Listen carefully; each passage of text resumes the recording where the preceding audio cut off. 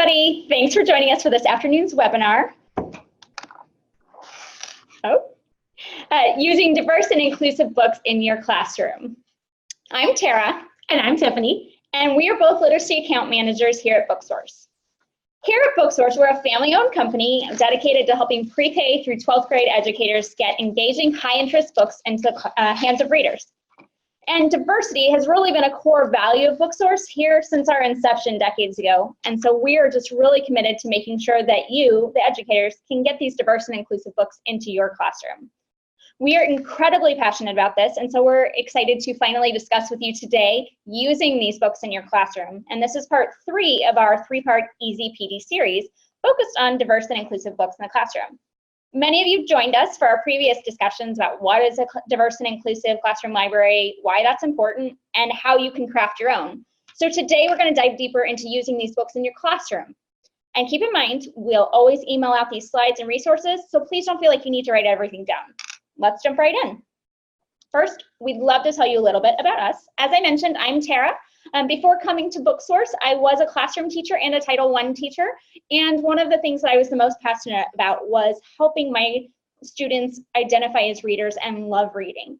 And now as a literacy account manager, I get to work with educators all over the country to do the same thing for their students and work with them to learn and help them integrate real books into their everyday instruction. And I'm Tiffany, and like Tara said, I am also a literacy accounts manager here. Prior to coming to Booksource, I was a classroom teacher and instructional coach, and I love the Booksource customer experience so much, I decided to pursue a career here. I'm so excited to share information with you about diverse and inclusive classroom library books and how you can use them. And I know since it's the moment that you've been waiting for, let's go ahead and let's get started.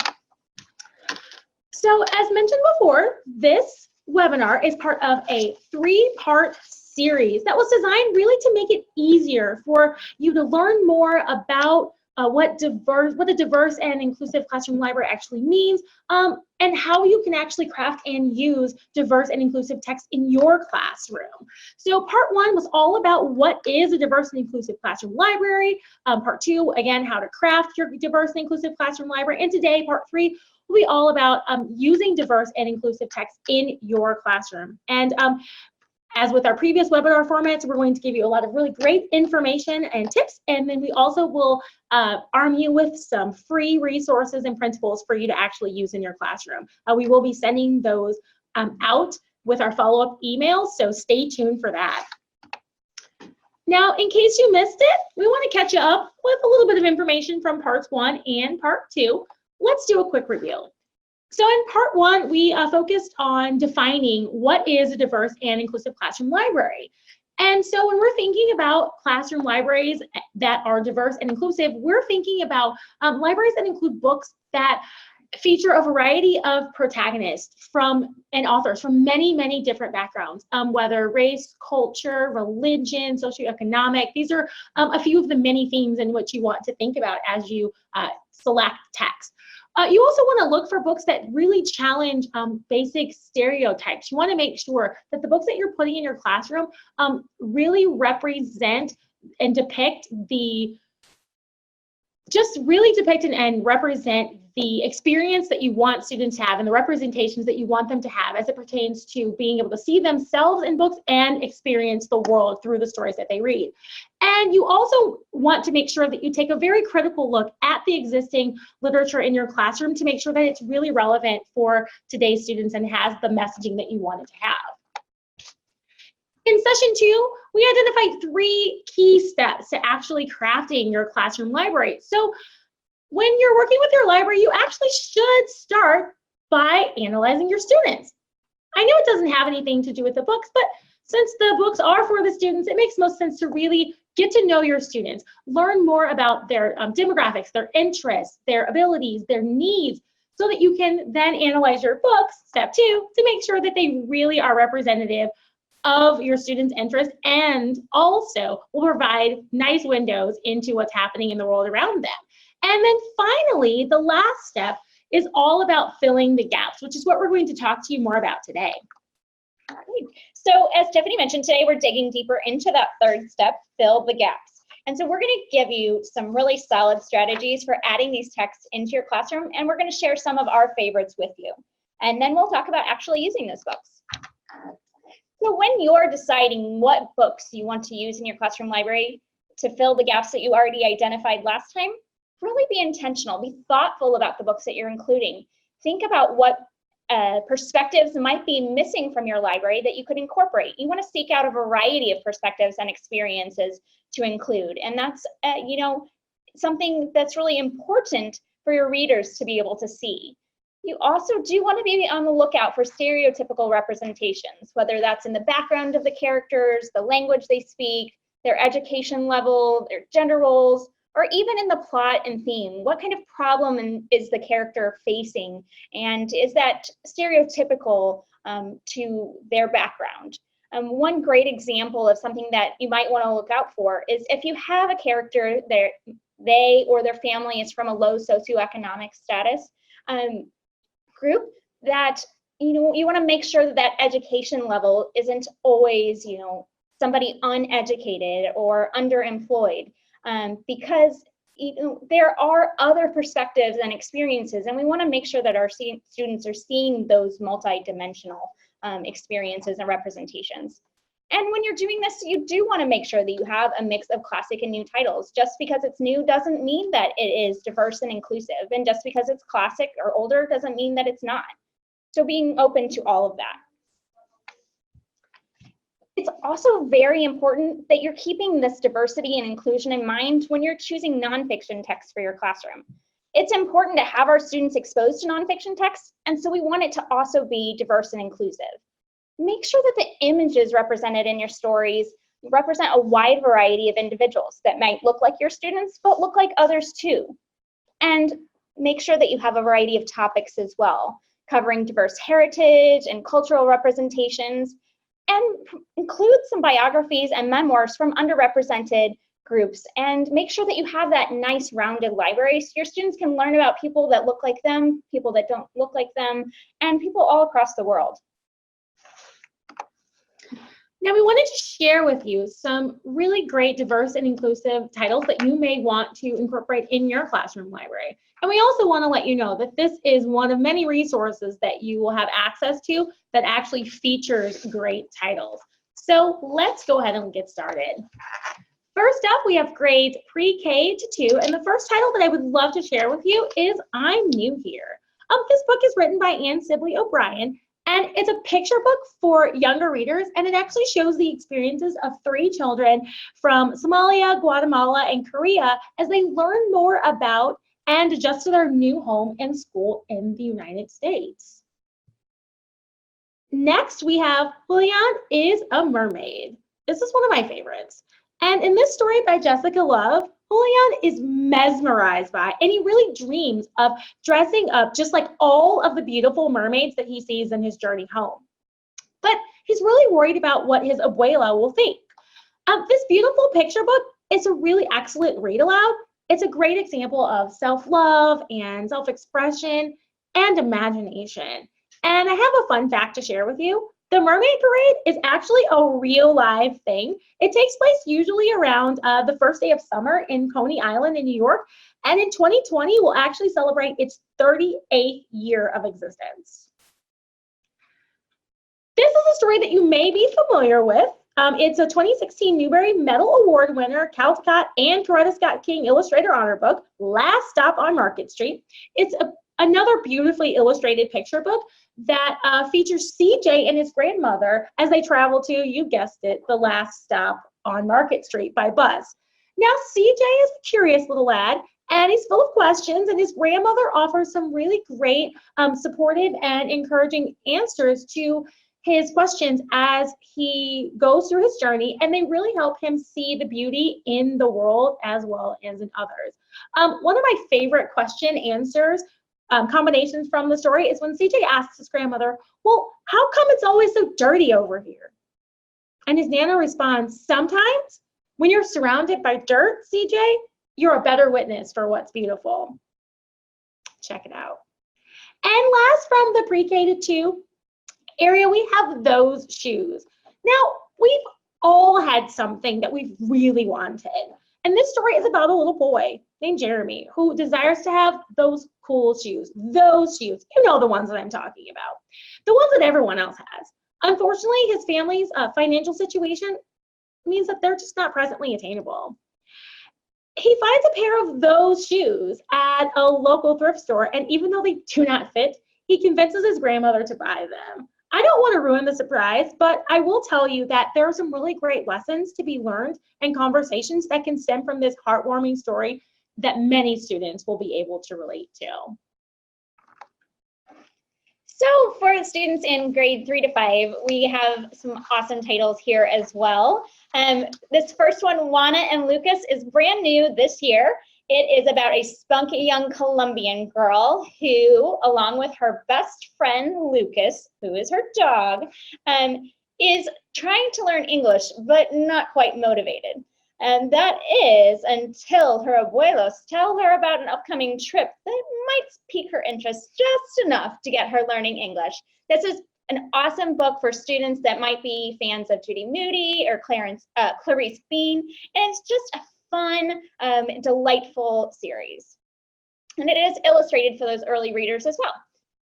Now, Yard Sale is from a favorite author, Eve Bunting, and it's about a family that has fallen on some hard times and has to leave their home behind and move to a new one, but they don't have enough room to take their belongings with them.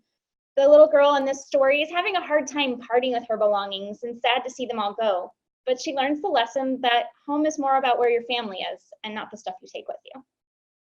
And in a more classic title by Eve Bunting, Fly Away Home, we see another family and a different representation of financial hardship, where a father and his son live in the airport because they're homeless. While they're there, they move from terminal to terminal, trying not to be noticed, but they see a trapped bird finally find their way and escape.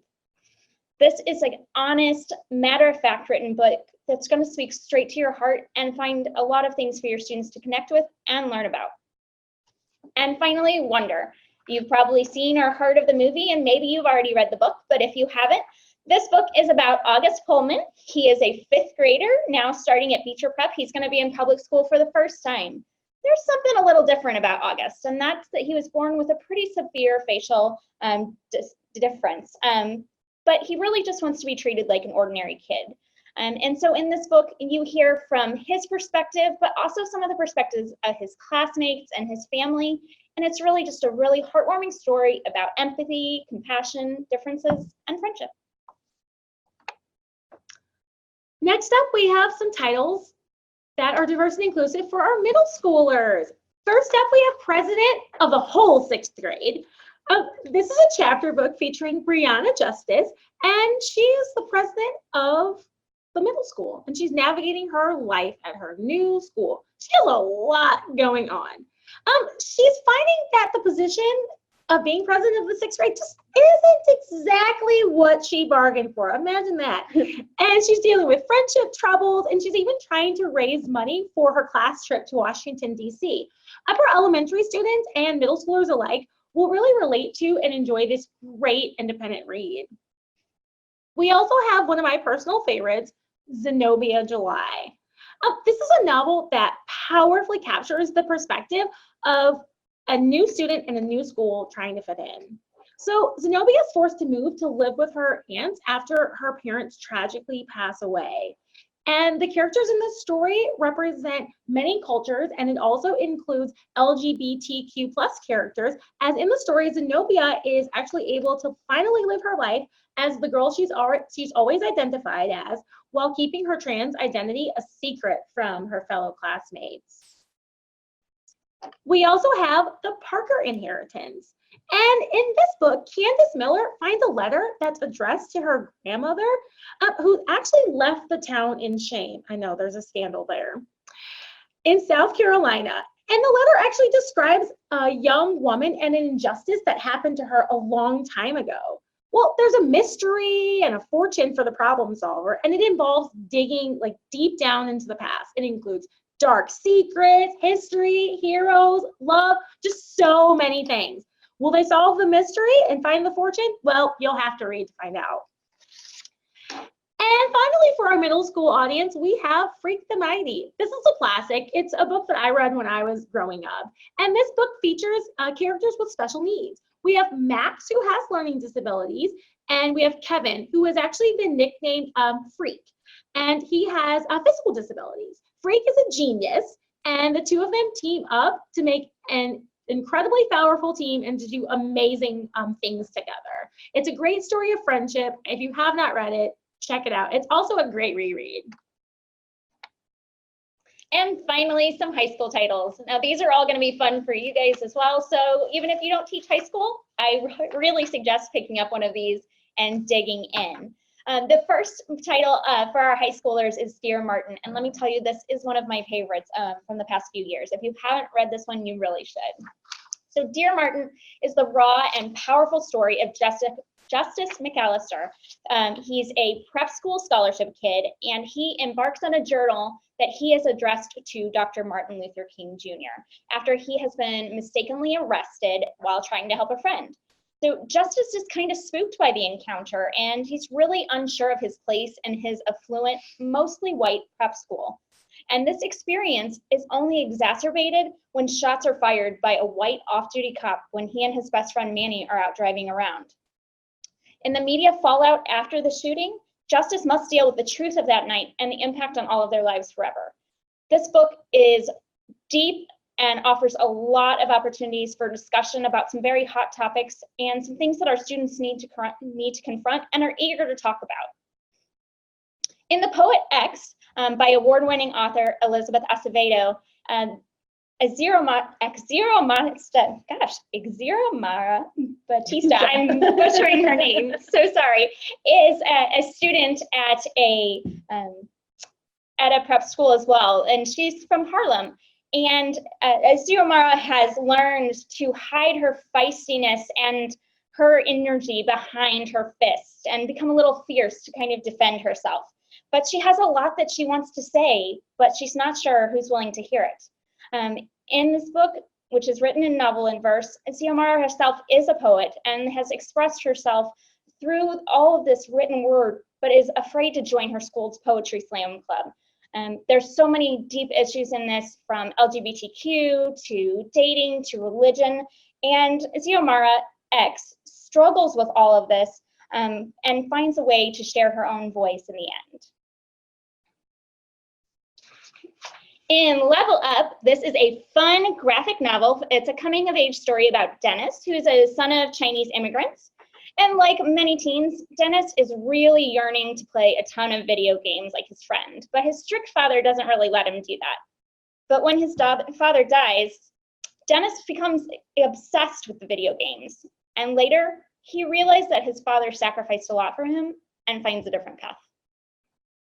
And finally, Like Vanessa. This is another new title from 2019, and in this relatable semi-autobiographical debut novel, 13-year-old Vanessa Martin dreams of being just like Vanessa Williams, who was the first Black Miss America, by reluctantly entering her own beauty pageant. Now, Vanessa's own life is far from glamorous. She lives in public housing, her mother is incarcerated, and her grandfather deals with addiction. Not to mention, she's struggling with her own battle with self-confidence. But then she has a new teacher at school that coordinates a beauty pageant and convinces her to enter. So Vanessa's view of her own world begins to change, and she learns the importance of self-worth and that she doesn't necessarily need a crown to be comfortable in her own skin and see her own true beauty. Don't forget, we are going to email all of these titles out to you, so you'll be able to check them out on your own. There's so much out there, and we know for many, this is just a tease or a taste.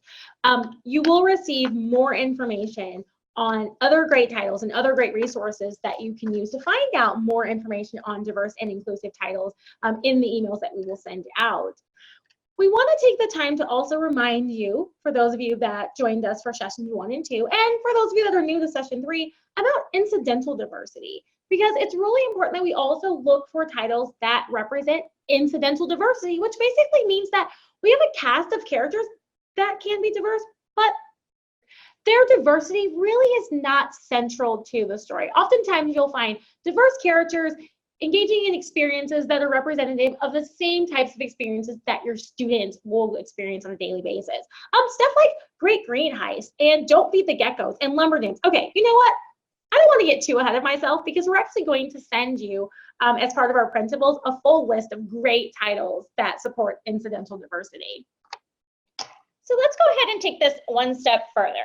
After you've got the text in your classroom, it's time to use them. The most important thing to remember is that despite how often we've told you that it's important to be thoughtful and intentional, the really important part is reading for enjoyment. Not everything is a message. A book really can be just a book, but you need to make sure that your library has a wide variety so you're appealing to a broad range of students and talking about those windows, mirrors, and sliding glass doors, exposing your students to a bunch of different perspectives and experiences. The key here is really just focusing on accessibility and prominence so your students can find these books, but you're still encouraging them to love reading. That's the important part. So you have all of these books and you would probably love to read them all, but you probably don't have the time. If you joined us for our last 2 webinars, we gave you some strategies for how you could become familiar with the books in your library without feeling like you needed to read each and every single one. What's more important is that you just kind of have an idea about most of the titles and you can fill in the gaps with your knowledge some other ways. We've listed some resources on this slide that you can check out. I'm going to point out, obviously, booksource.com, that's a wealth of information there. We've got title annotations, author, illustrator, leveling data, subject tags will tell you, that this book has a Middle Eastern protagonist, or this book was written by an international author. Those kind of, very helpful details. And then you can take a bit further and check out some reviews on Goodreads, or look at We Need Diverse Books, or check out Pinterest. We all love it anyway. Don't forget to chat with your librarian and media specialist. This person is there for you. They are going to be so knowledgeable about a wide variety of books, and they may have a lot of books in the library for you to check out and read so you can decide if you want to put them in your classroom library. And we've got some fun ideas for you too. One great idea for getting more familiar with your books without having to do the heavy lifting is to have your students do it for you. We call this field testing, and you can use this with any age student. So basically, you're going to select a few students and get them on your side. They're part of your field testing team. Have them read some books and then talk about it. They're going to share them with you or their classmates. They can write, they can draw a picture, they can say if they liked it or they didn't like it. And you can learn about all of these different kinds of books without having to do the work yourself. Plus, guess what? You just got your students to read. It's an excellent and fun idea that your students will be excited to participate in as well. But I think that you should be involved in this too. Start a teacher book club at your school. Maybe you read 1 book a month or a quarter, or a handful of a time if they're picture books. Those are quick, easy reads. You can share and chat about them with each other and learn more and have fun doing it. We hold them here at Booksource sometimes. One time we had a diverse picture book biography month, and we read 5 different diverse biographies and chatted about them. And because they were picture books, they were short, sweet, and we had a blast. And another idea is a book tasting, which is kind of along the same line as the field testing and the teacher book clubs. We have an image here on the screen for you of one that we did in-house a couple of months ago. And you'll see that the first course for this book tasting was trending topics. So it had a selection of books that covered current events or global perspectives and other things. And the participants could check out the books and read the annotations, look at the pictures, and kind of chat about what they wanted to read, what interested them, ways they could use books in the classroom. It's an awesome and fun event that doesn't require a lot of effort to put together. Now, we know that there are a variety of ways and opportunities for you to use diverse and inclusive books in your classroom. And so we want to share some strategies and some tips and some things to think about as you actually work on incorporating books in the various aspects of your literacy classroom and of your daily life. So read-alouds are an excellent way to incorporate diverse and inclusive titles. We're never too old for a read-aloud, whether chapter or picture, pre-K to 12, or even with teachers. They're to be enjoyed by all. It's important to remember that as you select and use diverse and inclusive classroom books as read alouds, that you want to make sure that you intentionally select them. You want to make sure that you look for titles that are varied and that you notice patterns within them, because without doing so, you may end up perpetuating some of the stereotypes that we talked about previously. You want to make sure that your books are of a variety of perspectives and experiences, and also represent various diverse backgrounds, even diversity of thought. Really take that deeper dive, really look critically at your books and think about whether or not they actually are representative of the type of diversity that you're trying to bring into your classroom. And then you also want to make sure that you really embrace authentic conversations. I mean, and we know this is hard. Some ways that you can do that are by knowing what's appropriate for your students' age and their exposure level, and by also expecting the unexpected. Now, we know as teachers, you probably pretty much do that anyway, but we want to remind you that that's definitely something that occurs often when you bring new books into the classroom, and also when you bring diverse and inclusive books in your classroom.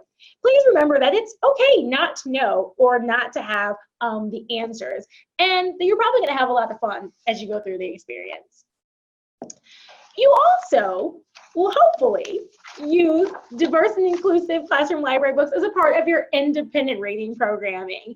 The focus here is to really, again, make sure that you have that variety. We're thinking about books that represent the mirrors and the windows. Students should see themselves. They should have an opportunity to experience various perspectives, meet children that are like them, meet characters that are not like them, so that you really can make connections, add to their schema, and experience the world. You want to be incredibly thoughtful with your visual placement of books. Do you just have all of your diverse books in a bin?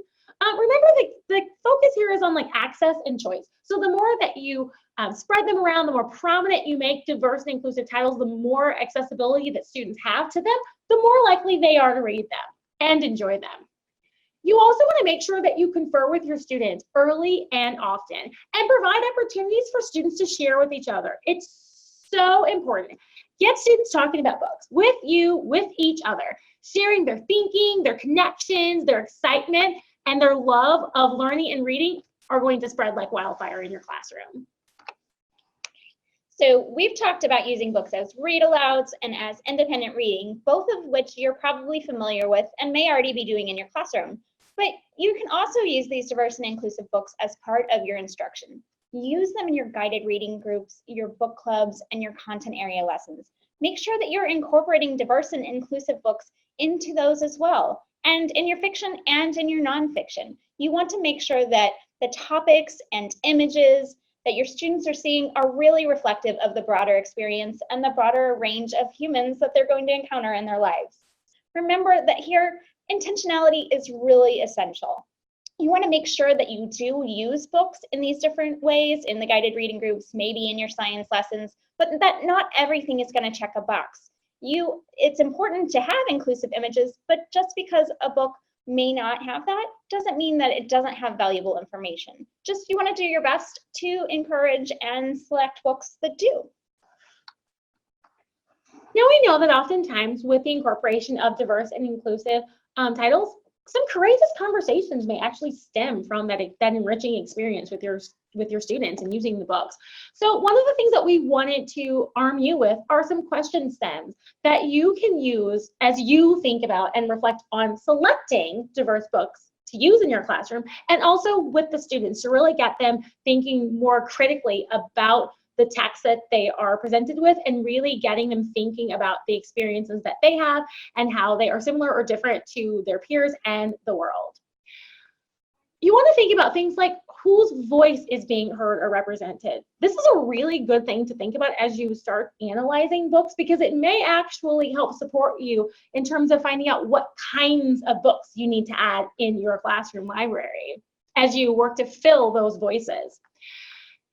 You also may want to think about how books might be different if there was a change in plot or a change in character. This can also become a really great extension activity for students as they work with the books themselves.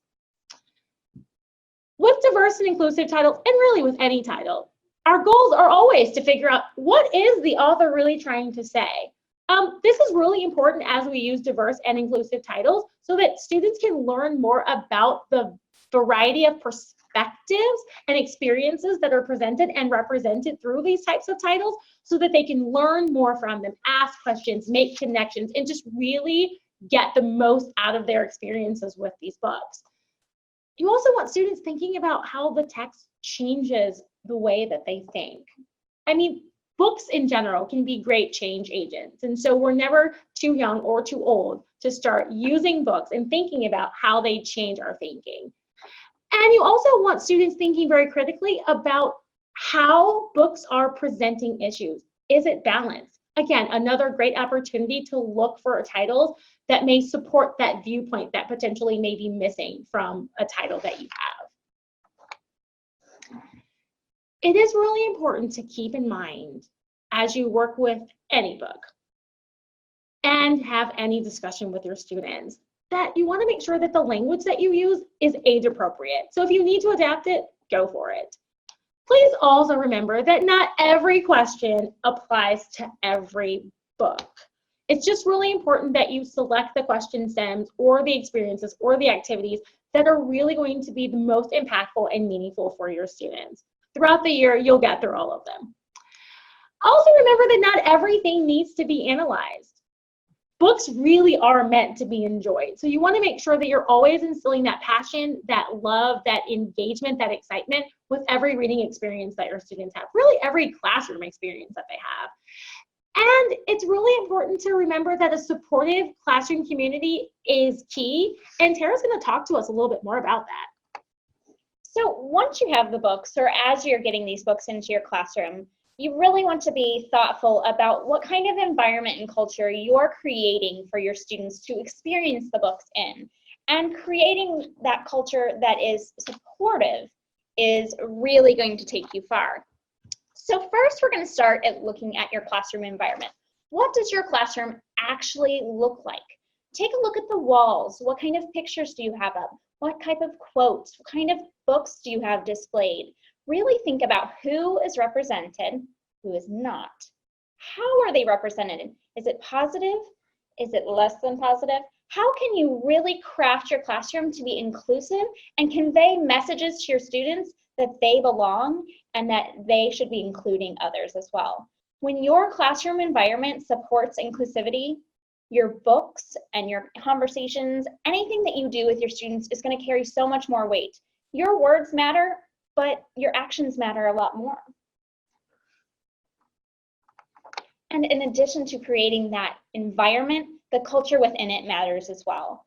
So this is really going to take some deep thinking, and it's probably going to be a work in progress for some time. You're going to find things that work and things that need to be tweaked, and that's okay. But going into it very open-minded with a plan is so helpful. So think about, how do the routines and procedures that you already have in place promote a supportive classroom culture? And maybe identify some new routines and procedures that you might need to implement to help students feel more included and create more of a sense of belonging. We want our classroom to feel like a safe space for our students and to help them feel like they can contribute, that they can ask questions, and they can really dive into these more challenging topics in a safe place.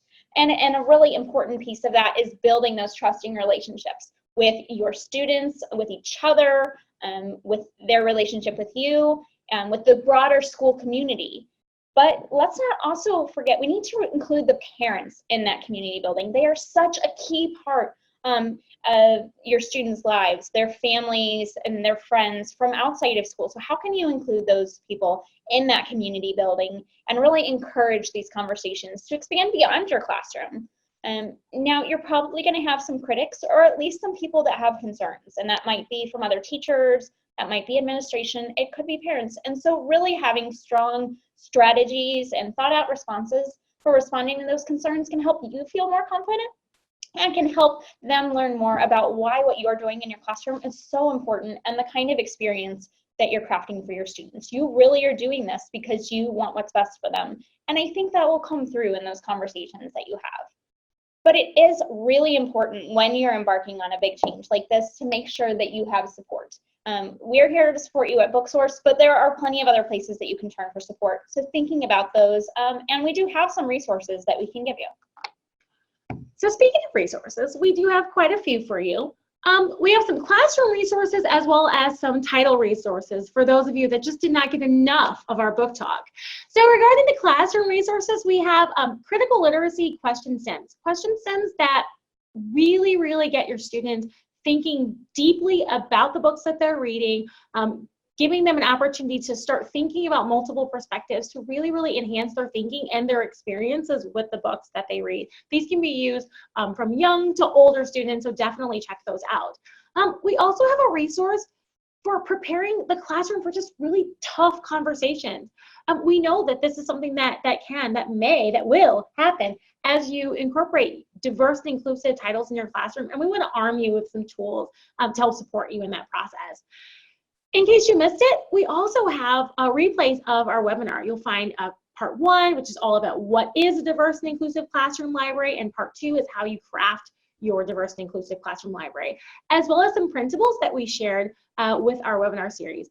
The teacher and student interest inventory principles are so great for the beginning of the year as you start thinking about your classroom culture, your classroom community, how you actually want to go about the process of implementing diverse and inclusive titles as part of your classroom programming. Really setting some goals with action steps for yourselves.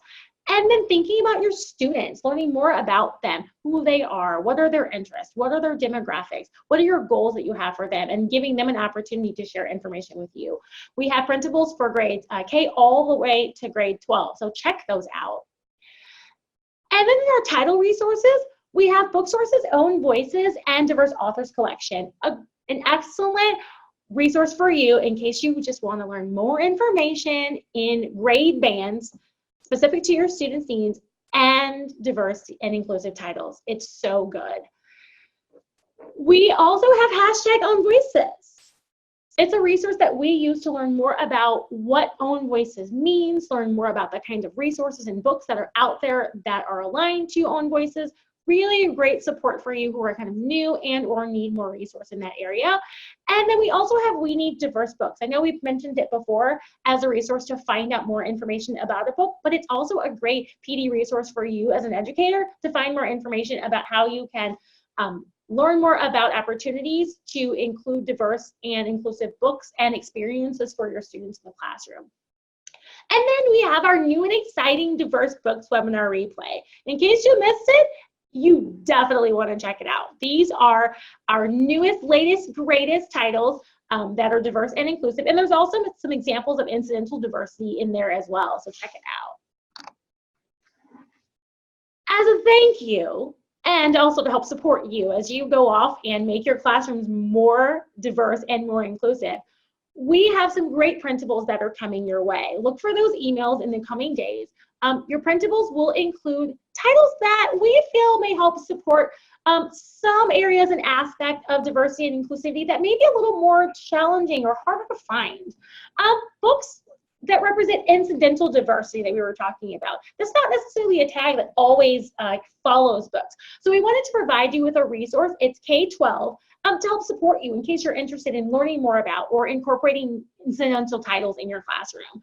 We also wanted to provide you with a list of books around the themes of financial hardship and LGBTQ themes and characters, as well as nonfiction books that feature those diverse and inclusive images that we've talked about.